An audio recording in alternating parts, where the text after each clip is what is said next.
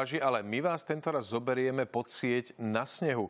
Toto netradičné prostredie si získava stále viac priaznivcov aj v susednej Českej republike. Desiatky dvojíc si to cez víkend rozdali v Špindlerovom Mlýne. Výřivka, plážové židličky, v pozadí palma, ale ne, tohle není plážový volejbal. Hráči často smrkají do kapesníků, mažoretky se klepou zimou, ponožky se ždímají a hráči jsou pod sjezdovkou plnou lyžařů na balení, co to jde. Vítejte na opaku beach volejbalu, takzvaném snow volejbalu. Je to podobné ako beach volejbal, pretože tiež sa tu tie nohy klžú na tom snehu, asi tak ako na piesku. Super, je to super, máme tu občerstvenie, je tu veľa ľudí z celého Česka, zo Slovenska, takže je to akože jedna báseň. A nejlepší obuv, prostě kopačky s pořádnými špunty. Kopačky, jasne. Špeciálne na sneh. V podstate ono, keď sa to šmíka, zavára do toho snehu, tak je to v pohode.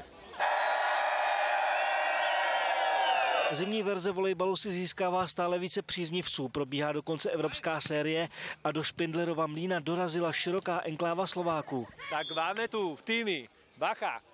Go Bananas, go Ananas, Slovensko!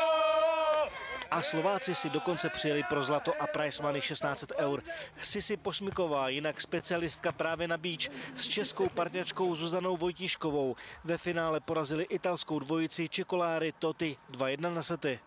Je to naozaj super, my sme dokázali poraziť naozaj veľmi kvalitný tím, taliansky. Jedna z nich bola dokonca na olympiáde, takže wow, čo viacej dodať.